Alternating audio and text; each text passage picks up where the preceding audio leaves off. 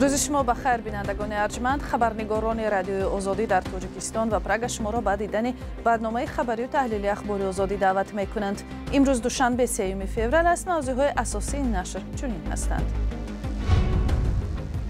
با پیشنهاد دمیتری مدودف قانونگذاران روس می‌خواهند قاعده حتمی گرفتن ایزی انگشت و امتحان زبان روسی کودکان مهاجران را جاری کنند.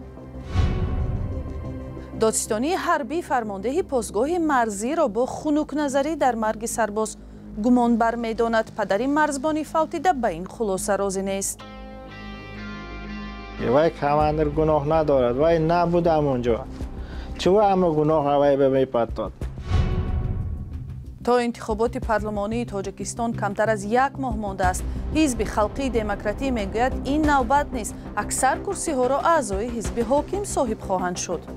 من در کارزار انتخابات در معرکه انتخاباتی یگان رقیب جدی رو نمیبینیم.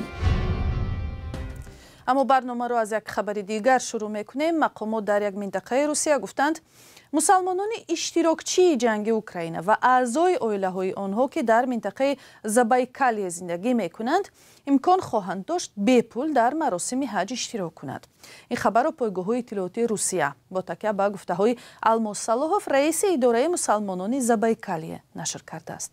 به قول این روحانی این تشبس از جانب مفتی روسیه رویل غین‌الدین هم دستگیری می شود. او گفت که مراسم حج برای سابقه داران جنگ اوکراین حج کریم 2025 نام داشته همراه با بنیاد سازمان حامیان وطن روسیه راه اندازی شده است. چند پیش خبر نشر شده بود که میلیاردر روس سلیمان کریموف گفته است حج 5000 مسلمان روسیه را سرمایه گذاری خواهد کرد.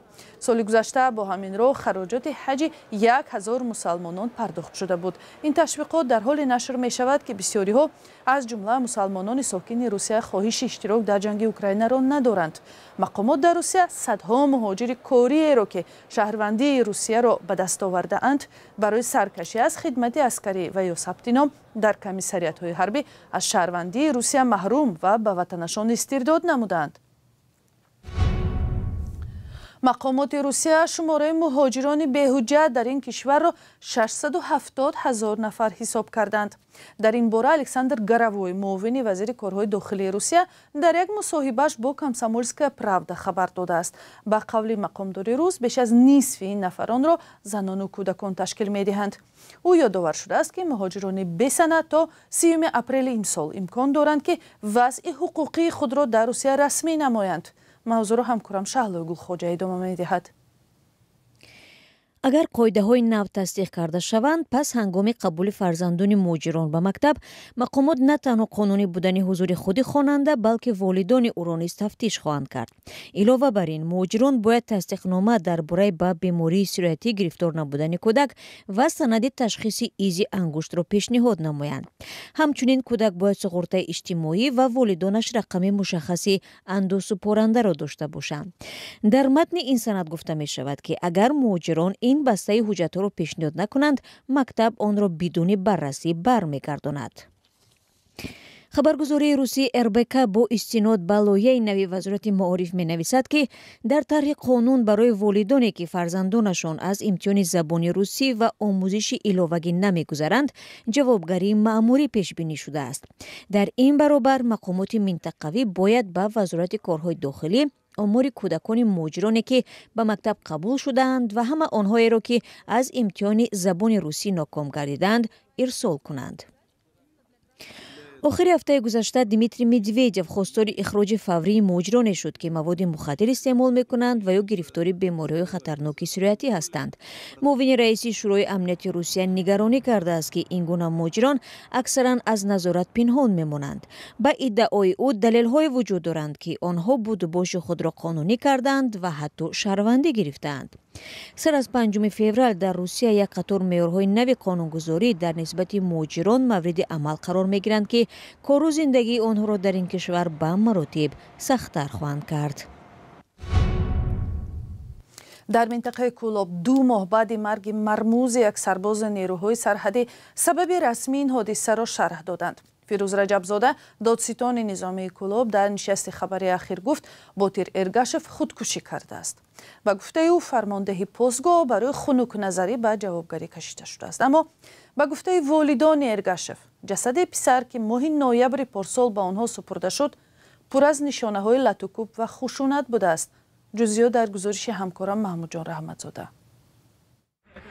دادستان گارنیزون حربی کلوب نسبت سردار دیدبانگاهی سرحدی که در آن سرباز باتیر ارگاشف خدمت میکرد برای خنک نظری پرونده جنایتی باز کرده است. باتیر ارگاشف در یک دیدبانگاه مرزی ناحیه شمس‌الدین شاهین خدمت میکرد و تا انجام مهلت خدمت او همگی 10 روز دیگر باقی مانده بود. با گفته دادستان حربی تشخیص نشان دادند که باتیر دست به خودکشی زده است. در رفت تفتیشات حالت با خدمت حربی و با سر بودن خودکشیش اثبات خود رو ندارد. نسبت او در رفت خدمت یکم مثبت و غیر یکم دیگر تهدیدات شروعی جو نداشتند. باتیر ارگاشف 20 سال داشت و حادثه مرگ او در اول ماه نوامبر در دیدبانگاه سرحدی رخ داده است. اما پدر باتیر بهادر ارگاشف تا حال باور ندارد که پسرش دست به خودکشی زده باشد. وی میگوید که بنابر بیماری نتوانست به جای حادثه برود. اما فرضیه های مقامات را نادرست می حسابد. با گفته او سردار دیدبانگاه که عین زمان نسبتش برای خنک نظری پرونده جنایتی باز شده است بیگناه است. یک کماندر گناه ندارد. بیکار یک کماندر قبل گفته اینا اما گناه همون با پرتافتگی و یک کماندر گناه ندارد و نبود اونجا چوه اما گناه وای به میپرتاد. باتیر ارگاشف از ناحیه جبار رسولوف با خواهش خود به خدمت رفته بود و 2 سال خدمت حربی را در قسم مرزبانی ناحیه شمس‌الدین شاهین گذراند. اولمبیک یولداشزاده رئیس ناحیه جبار رسولوف که در جلب سربازان اشتراک کرده است میگوید باتیر جوانی صاحب معرفت و وطن دوست بود. بچه خودش دابراول رفتگی بود برای خدمت دابراول خودش مونده خودش خدمت رفتگی بود. بچه وطن دوست بچه صاحب معرفت بسیار بچه من خودم رئیس کمیسی بودم بچه دیده بودم من خودم خدمت به میرم کنم دوری موین یکم بودیم موندیم. مرگ سربازان در ارتش تاجیکستان حادثه نو نیست. در گذشته نیز بارها حالت‌های مرگ با سبب‌های گوناگون از جمله مناقشه‌ها و تصادف‌ها رسانه‌ای شده اند. با گفته دادستان گارنیزون حربی کلوب دوام سال 2024 در منطقه زیر نظرش 4 حالت فوتی سربازان ثبت شده است. 2 سرباز یکی از گزیدن سگ و دیگری از بی احتیاطی هنگام استفاده سلاح به هلاکت رسیدند. برای همه این حادثه ها پرونده های جنایتی باز شده گناهکاران جزا دیدند. سلام، اگر خط و خبر می‌خواهید ما داریم. نوید بامدادی، سرخط خبرها، اخبار تاجیکستان و جهان، گزارش‌ها و تحلیل‌ها. چی می‌گذرد و چرا؟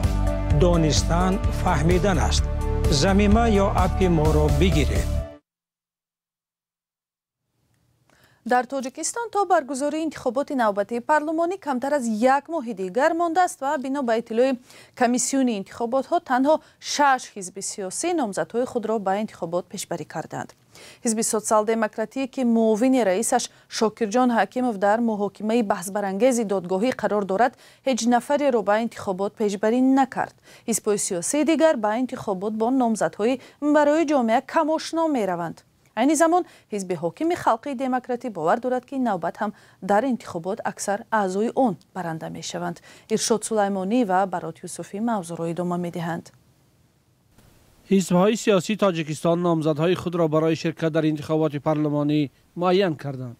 هرچند بخشی عمده آنها برای جامعه چندان آشنا نیستند، در بینشان وزیر سابق، رئیس پیشینی دادگاه عالی، کاتب شورای امنیت، استادان دانشگاه، رئیس ناحیه روزنامه‌نگاران و نمایندگان چند کسب و کار دیگر هستند.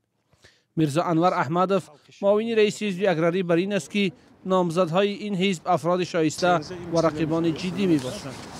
به واسطه شخصیت هایی که آنها در تمام گوش و کنار جامعه شناخته هستند امروز همچون نامزد از حوزه یگانه عمومی جمهوری 13 نفر ما پیشنهاد کردیم که در قطار آنها به واسطه خود رئیس حزب اگراری تاجیکستان محترم لطیف‌زاده رستم، به واسطه شخصیت هایی که مثال همچون دیرکتور انستیتوت چهارباداری اکادمی علوم کشاورزی دانشگاه تاجیکستان اکرامی فضل‌الدین کار کرده بودند پیشنهاد کردیم. هرچند تا روز برگزاری انتخابات پارلمانی تاجیکستان وقت زیاد باقی نمانده است، فضای سبقت انتخاباتی به مشاهده نمی رسد.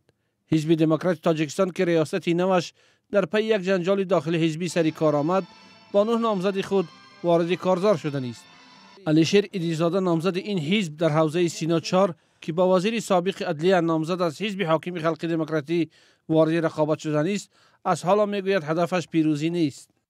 پیش از همه ما باید هدف‌های برنامه‌های حزب رو راه‌اندازی کنیم و دعوای کرسی و دعوای چیز رو ما نداریم و خلق اگر خودش ما رو ارزش خلق اگر خودش انتخاب کند نفری رو، یعنی که چقدر که خلق خودش برای ما آواز میدهد اما آواز خلق رو احترام میکنیم. حزب خلق دموکراتی که زمام قدرت در اختیارش است، صرف نظر از آن که تحلیلگران این انتخابات را معرکه دلبزن مینامند، با نامزدهای شناخته و با نفوذ وارد این معرکه شده است.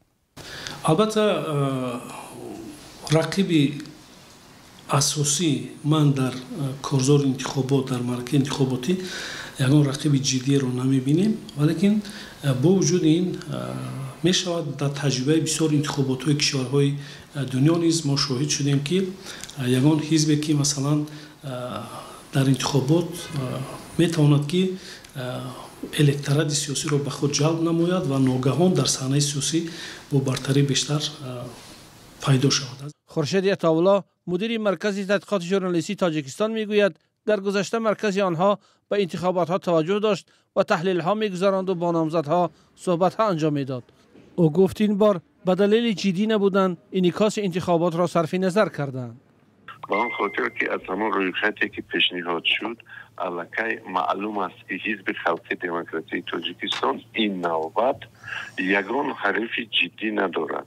یگان نفر در بین اون نفرهایی که پیشنهاد شده‌اند از حزب‌های دیگر نمیتوانند در برابر عادی‌ترین نامزدی حزب‌های دیگر چی باشند، رقیب باشند. کدام خاطر؟ به آن خاطر که اینها رقیب نیستند، بلکه اینها بالاتر هم از جهت سطح دانش و سواد و معلومات و زباندانی و اینها سطحشون بالاتر از همان نامزدهای پیشنهاد شده از حزب‌های دیگر هستند. به انتخابات پارلمانی پیشارو که 2 مارس برگزار می شود، حزب‌ها برای 22 کرسی حوزه عمومی جمهوریوی 70 نامزد از روی خط حزبی پیشنهاد کردند. با جز این برای 41 کرسی حوزه یک مندتی ثبت نام نامزدها تا 9 فوریه دوام می کند. تا کنون تنها حزب حاکم خلق دموکراتی در همه این حوزه ها نامزد پیشنهاد کرده است. حزب اگرری در 16 حوزه و حزب دموکرات در 3 حوزه نامزد دارند. حزب‌های دیگر هم میگویند وابسته به توانایی‌هایشان از 4 تا 10 نامزد را در این حوزه ها وارد رقابت میکنند. از 7 حزب رسمی تنها حزب سوسیال دموکرات تاجیکستان که در گذشته حزب واقعی مخالف دانسته میشد نه انجمن برگزار کرد و نه نامزد پیشبری. دفتر نهادهای دموکراتی و حقوق انسانی سازمان امنیت همکاری اروپا تا کنون 8 انتخابات را در تاجیکستان نظارت کرده است. خلاصه های ناظرینش همین بود است که این کارزارهای مهم سیاسی تاجیکستان مطابق با معیارهای بین المللی و دموکراتیک و شفاف صورت نگرفتند. برعکس این، سازمان و کشورهای همپیمان تاجیکستان از جمله سازمان همکاری‌های شانگهای و اتحاد دولت‌های مستقل همیشه نتیجه‌های انتخابات‌ها را درست شمردند. و یک خبر دیگر، پرزیدنت ایالات متحده آمریکا دونالد ترامپ هشدار داد که بعد جاری کردن تعرفه‌های نوی سودا بالای 3 شریک تجارتی آمریکا احتمالاً ساکنان آمریکا با به گفته‌اش دردهای اقتصادی روبرو می‌شوند. ترامپ از جنگ وسیع تجارتی با کشورهای همکاری مثل اتحادیه اروپا و بریتانیا هشدار داد. روز 2 فوریه اتحادیه اروپا گفت که در صورت جاری کردن تعرفه‌ها حتماً پاسخ خواهد داد، هرچند اظهار باوری کرده است که از سر زدن جنگ تجارتی پیشگیری خواهد شد.